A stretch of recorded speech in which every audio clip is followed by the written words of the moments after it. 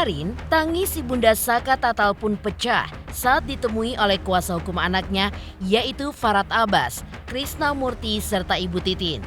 Terungkap pengakuan dari Ibunda Saka yang merasa kesal mengapa putranya ketika itu diciduk. Padahal di malam kejadian, putranya pun tengah bersamanya di rumah bersama Sadikun dan beberapa teman mereka. Bahkan pedihnya lagi, ketika Saka Tatal divonis bersalah dan masuk penjara, Ibunda Saka pun sampai jatuh sakit hingga diberhentikan dari tempat kerjanya. Menyambut keinginan Ibunda Saka Tatal agar nama baik putranya dipulihkan di muka hukum, kuasa hukum Saka Tatal akan menempuh langkah peninjauan kembali.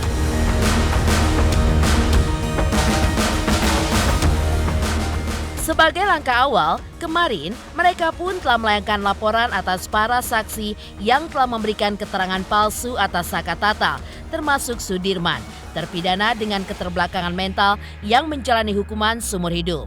Lantas, novum apa saja yang dikantongi oleh Farhat Abbas CS sebagai dasar untuk melayangkan peninjauan kembali atas Saka nantinya? Lantas, seperti apa pula kesaksian Ibunda Saka, Sadikun, terkait Saka ketika itu? Apa pula yang membuat Kamarudin Simanjuntak meminta agar kekerasan yang diduga diterima Sudirman agar diusut tuntas?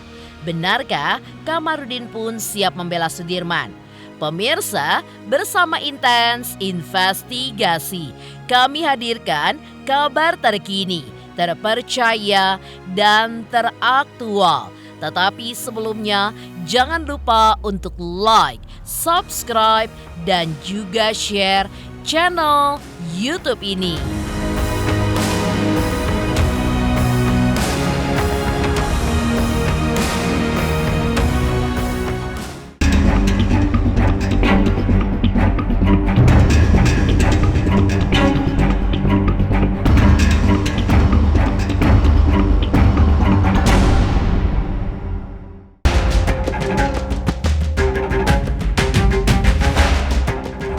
Kuasa hukum Saka Tatal, Farhat Abbas, Krisnamurti, dan Ibu Titin Prialianti begitu bersemangat untuk berjuang agar Saka Tatal mendapatkan keadilan dengan nama baiknya dipulihkan. Hal ini pun disambut gembira oleh banyak pihak termasuk keluarga Saka.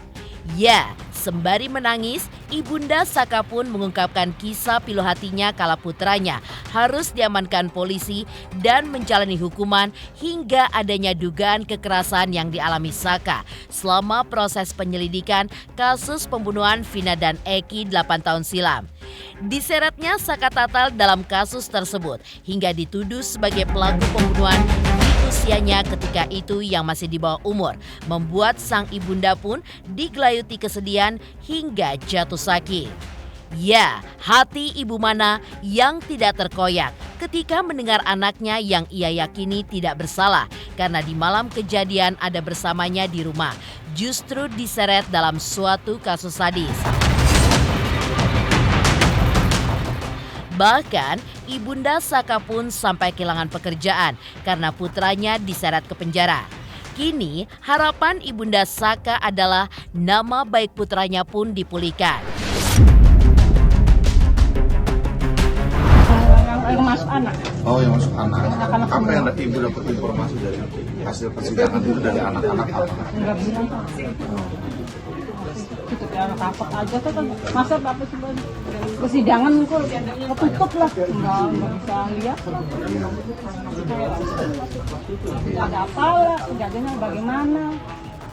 Ngelakuin siapa? Tapi ibu yakin bahwa anak ibu tidak melakukan? Iya yakin saya yang ada di rumah. Ada di rumah? Iya. Masalahnya kok ada di rumah yang maksud saya ya Pak ya. Yang misalnya ngelakonnya pasti pada kabur kan Pak. Iya, oh kan? iya. Pas saya ada di rumah bagaimana ceritanya? Iya, iya. Kurang ajarnya tuh Pak. Iya, iya. Enak aja pada tangkap-tangkap. Ibu pinter nih Ibu nih. Iya kan Pak. Sekarang kita mau lulus gitu. Iya. Mintanya saya kan kebenaran, kejujuran lah Pak. Iya. Keadilan lah bagaimana orang kecil masih kayak pada saya orang kecil aja diinjak-injak gitu. Iya. Yang penting dulu kebenaran, keadilan lah gitu. Apa nih kedepannya untuk Saka? Nama kedepannya untuk Saka ya harus Dipulihkan kembali nama baiknya. Iya utul nama baiknya anak saya, keluarga saya. Iya susah. Apa dianggap pembunuh? Iya saya aja dadang nggak kerja Pak. Oh iya? Iya benar. Takut orang jadinya. Dikeluarin Pak. Saya kan di sana. Suruh ngomong kembar, sayanya kerja, alasannya tuh. Kalau anak saya kan bilang Saya bilang ya, mama, anak saya bilang kembar, mamanya kerja ya. Makanya mama, 2 kali berangkat kerja. Oh iya? iya sekarang nggak kerja saya. Sekarang nggak kerja? Oh. Luar biasa nggak? Masa jadi itu memang Saka alhamdulillah diterima kerja di saya rekomendasiin di sebuah perusahaan besar. Tapi nanti selesai wajib lapornya udah selesai. Ya, sekarang dia nanti kita persiapan magang dulu apa dan sebagainya. Saya lagi minta sama pusat dia ditempatkan di cabangnya nggak terlalu jauh dari tempat Saka kerja.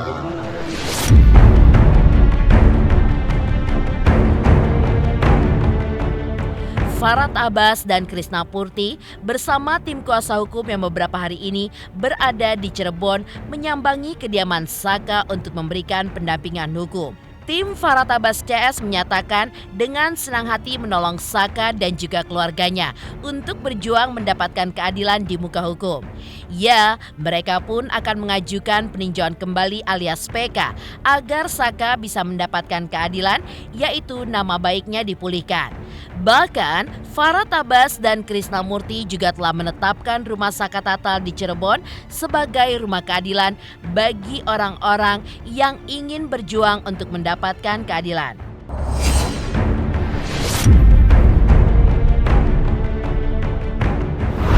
Pemirsa, hari ini kami berada di Jalan Perjuangan Rumah Keadilan milik keluarga Saka yang dihukum tanpa bersalah hanya karena kesaksian daripada pengakuan dan yang kita laporkan bahwa telah terjadi pemalsuan terhadap keterangan maupun berita atau pernyataan-pernyataan bohong. Bu, apa kabar, Bu? Sehat. Ya, Rumah yakin ini ya? sudah menjadi rumah keadilan. Jadi untuk orang Cirebon kalau mencari keadilan datanglah ke rumah ini. Siap ya Bu ya. Siap-siap ya rumah keadilan ini. Rumah keadilan ini. Memang di sana ada pengadilan tapi di sini rumah keadilan. Rumah keadilan Suara ibu ini didengar karena waktu kejadian anaknya di rumah kan, Bu? di Iya. rumah. Oke, semangat semua. Kalian tetap solid, kita bela sampai peninjauan kembali kan? Siap. Ya, jadi jangan ada gosip-gosip mau dialihkan oleh pengacara lain karena kita telah berjuang dan dengan hati yang tulus. Amin. Jadi berjuang membela kalian pakai hati nih. Jadi hati-hati orang-orang yang menganggap kalian ini adalah properti mereka gitu. Yang bagi pengacara yang sudah kalah dan lama tidak berjuang untuk kalian, sudah selamat tinggal aja. Oke? Oke. Semangat semua. Perkasa. Perjuangkan keadilan Saka. Perjuangkan keadilan Saka.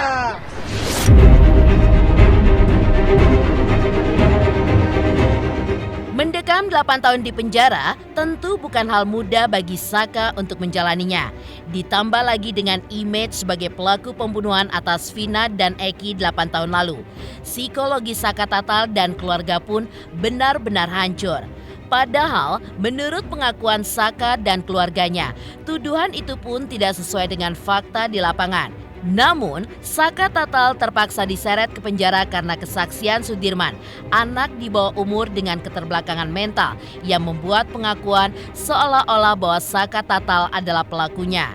Maka wajar saja kalau Saka Tatal pun merasa kesal terhadap Sudirman. Namun belakangan terungkap kabar bahwa Sudirman pun terpaksa mengaku karena diduga berada di bawah tekanan dan juga kekerasan. Lantas benarkah Farhat Abbas dan Krisna Murty pun akan melaporkan Sudirman karena dinilai sudah memberikan keterangan yang begitu memberatkan Saka Tatal hingga harus menjalani hukuman penjara selama 8 tahun. Sudirman, ya emang dia yang ini Pak, dia yang memberita saya dari yang ketujuh yang di dalam juga ya sama Sudirman semua. Ya, maksudnya logikanya kalau Ibu Titin memegang Sudirman apa yang terjadi kira-kira? Ya tetap dia yang kena, Sudirman yang kena. Bajokin kamu nggak? Ya enggak, ya karena dia juga walaupun saya sekarang nggak nuntut Sudirman, tapi yang dewasa nanti juga sama akan menuntut Sudirman. Karena Sudirman yang menuntut bahwasannya dia itu ikut-ikutan yang dari ketujuh orang tersebut. Yang mengait-ngaitkan dengan kalian gitu. Iya. Gebrakan kuasa hukum Saka Tatal saat ini pun, di mana berjuang keras untuk memulihkan nama baik Saka Tatal, dimulai dengan membuat laporan polisi. Ya, 2 hari lalu, Farah Tabas dan Krisna Murti serta Ibu Titin ditemani oleh Sadikun dan Irwan sahabat Saka mendatangi Polres Cirebon Kota untuk melaporkan orang-orang yang keterangannya pada 2016 lalu telah memberatkan Saka hingga ia pun harus divonis bersalah oleh pengadilan dan dihukum penjara selama 8 tahun. Hal ini merupakan langkah awal peninjauan kembali atas kasus diseretnya Saka Tatal dalam kasus pembunuhan Vina dan Eki.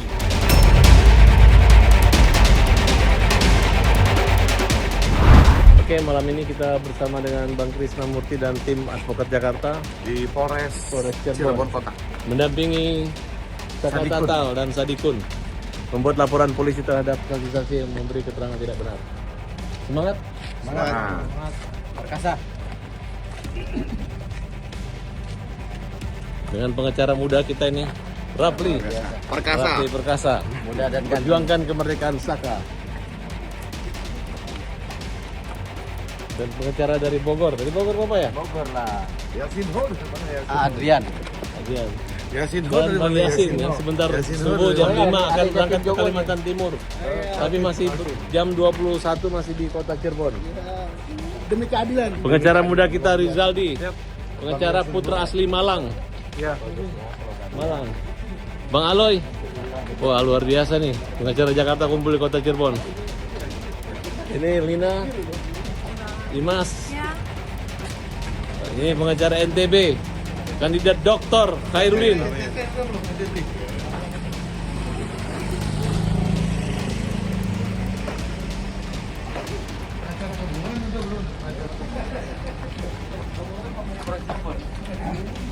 Jadi hari Senin saya bersama tim Bang Krisna, Bu Titin dan Adin dan Bang Yasin akan ke pengadilan untuk minta salinan putusan. Kita akan membawa Saka langsung agar prosesnya cepat. Dalam waktu tempo 1 minggu kita bisa daftarkan peninjauan kembalinya. Saka nih jadi hidup lagi, bagaimana menurut kamu, perasaan kamu gimana? Saya bahagia, senang. Bahagia ya? Senang. Kita ungkap ya? Ungkap Yang teman-teman sebenarnya saya yang ya? dari Eka Sandi, terus Hadi Saputra, Iya. syukur-syukur bisa bebas Pak. Amin. Karena dia tidak bersalah. Iya. Saya mengharapkan seperti itu dari dulu Pak. Saya mau minta tolong sama siapa lagi dulu.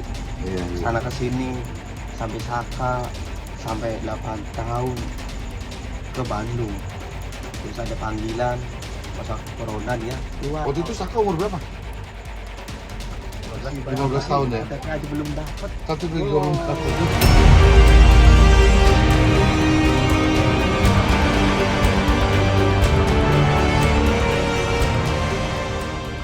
Geger, Ibunda Saka menumpahkan kesedihannya saat harus menerima kenyataan bahwa putranya terpaksa menjalani hukuman yang tidak pernah dilakukan oleh Saka. Lantas, seperti apa keberanian sahabat Saka yang berani bersumpah siap menjadi saksi atas Saka di tingkat proses peninjauan kembali? Pemirsa Intens Investigasi, jangan lupa saksikan terus Intens Investigasi. Dan pastikan jangan lupa untuk like, subscribe, share, dan komen. Tim redaksi Intens Investigasi juga mengucapkan banyak terima kasih kepada semua subscribers. Hingga kanal Intens Investigasi kini sudah mencapai 3 juta subscribers. Selamat untuk Intens Investigasi 3 juta subscriber, luar biasa sekali 3 juta. Ya pokoknya semakin sukses lah dan bisa menghadirkan sesuatu yang memang baik untuk diperlihatkan.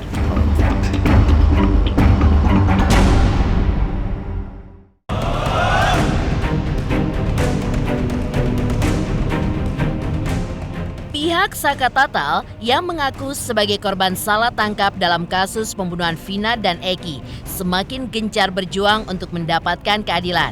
Langkahnya pun kian kuat karena didukung oleh sahabatnya Sadikun yang mengaku sebagai saksi mata yang menerangkan bahwa pada malam kejadian naas 27 Agustus 2016 silam, Saka tidak berada di TKP melainkan berada di rumahnya bersama beberapa sahabatnya. Sadikun dengan bantuan hukum yang diberikan oleh Farhat, Krisna Murti dan juga Ibu Titin sangat bersemangat untuk memberikan kesaksian atas Saka. Sadikun dan beberapa sahabat lainnya bahkan bersumpah siap membela Saka. Dan ia pun berani memberikan kesaksian termasuk di Mahkamah Agung saat peninjauan kembali diajukan atas Saka.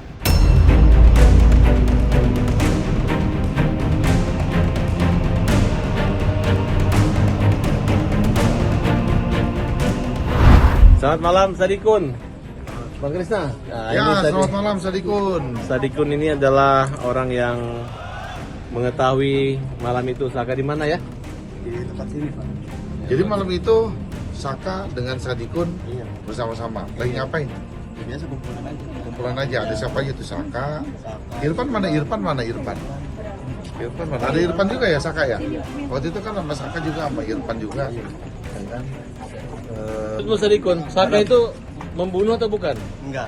Kenapa kamu yakin dia bukan pembunuh? Saya yakin, Pak. Kamu terima ikhlas Saka dihukum? Tidak. Kalau kami berjuang untuk membebaskan Saka, merehabilitasi kembali nama dan memulihkan nama baiknya, kamu siap mendukung kami? Siap, Pak. Siap jadi saksi di pengadilan Siap, Mahkamah Agung nanti untuk PK, siap? Siap, Yang siap. benar? Benar, sumpah. Tidak ada bujuk rayu, tidak ada. Tidak. Ini semata-mata untuk kemanusiaan. Iya. Fakta ya, jadi malam itu Saka bersama dengan Sadikun bersama Irfan motornya rusak ya? Iya. Karena ini kan kita jadikan salah satu nanti bahan hukum kita, Iya. ya kan, untuk di pengadilan. Siap kan bersaksi lagi kan? Siap. Malam ini saya Siap, minta ya? surat pernyataan bermaterai bahwa memang apa yang kalian sampaikan itu benar. Sampaikan benar ya? Dan siap kita bawa ke notaris. Siap, Pak. Siap ya? Luar biasa. Siap. Kita doakan. Luar biasa. Ya kan? Ini salah satu ya kan menjadi hukum kita untuk kita melakukan upaya baik.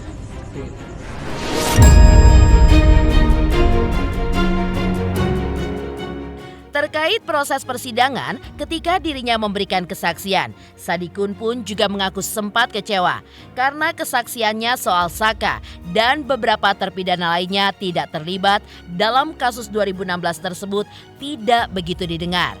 Dirinya bahkan merasa kecewa lantaran di saat memberikan kesaksian, Sadikun pun tidak diambil sumpah terlebih dahulu. Kecewa.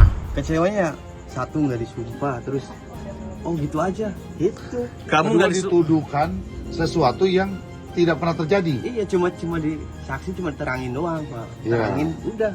Cuma Hakim gitu doang? ketok palu gitu. Oh. Nggak ada basa-basi gimana, tak gimana. Harusnya kan ada ya, Pak ya. Harusnya sih seperti itu. Itu cuma terangi saksi-saksi Saka yang mana. Ini saya terangin satu-satu persatu yang orang bengkel itu.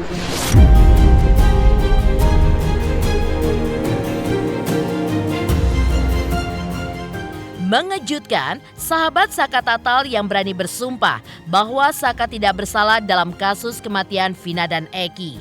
Lantas, seperti apakah pernyataan tegas Kamarudin Simanjuntak atas dugaan kekerasan yang diduga dialami oleh Sudirman? Pemirsa Intens Investigasi, jangan lupa saksikan terus Intens Investigasi. Dan pastikan jangan lupa untuk like, subscribe, share, dan komen. Tim redaksi Intens Investigasi juga mengucapkan banyak terima kasih kepada semua subscribers. Hingga kanal Intens Investigasi kini sudah mencapai 3 juta subscribers. Halo, saya Cika Bode. Selamat untuk Intens Investigasi dengan subscribernya 3 juta. Wow, keren banget. Semoga info-infonya bermanfaat buat teman-teman semuanya. Selamat!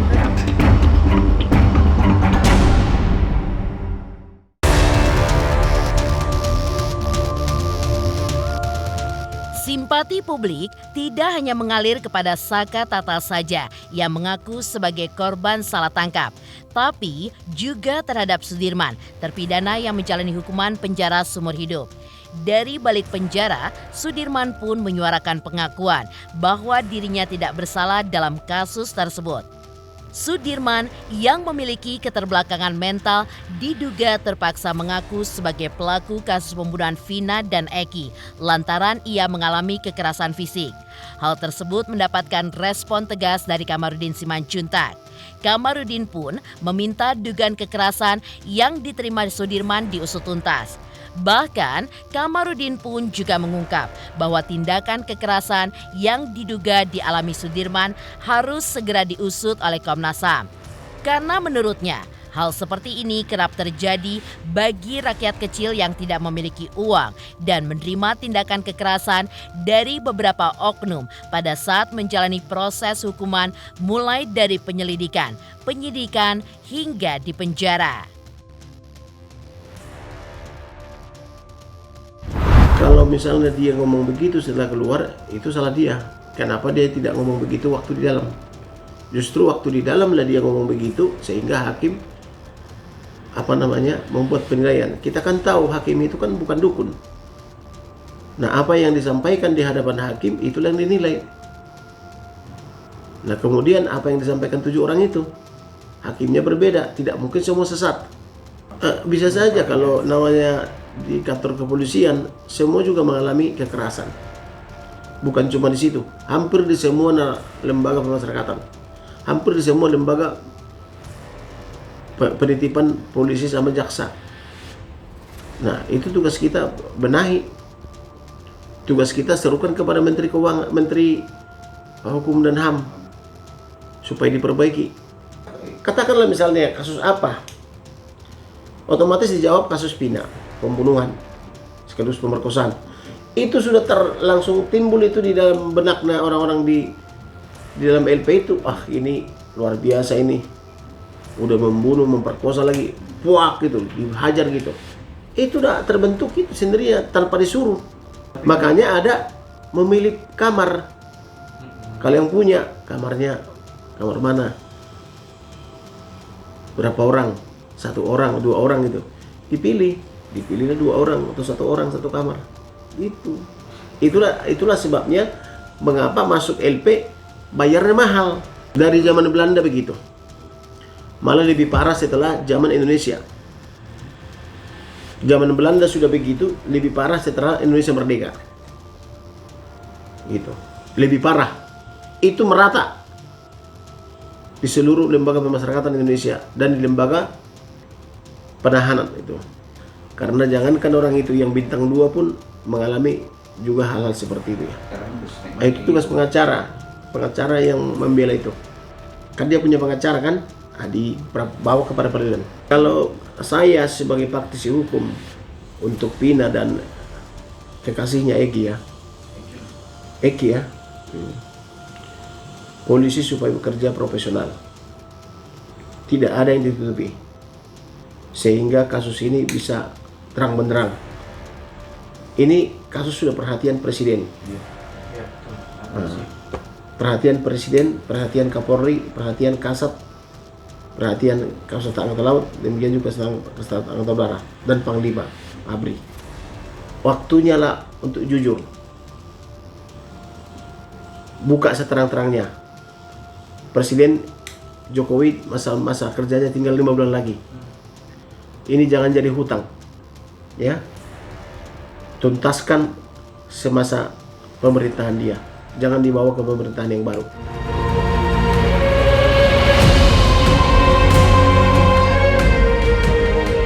Pemirsa Intens Investigasi, jangan lupa saksikan terus Intens Investigasi.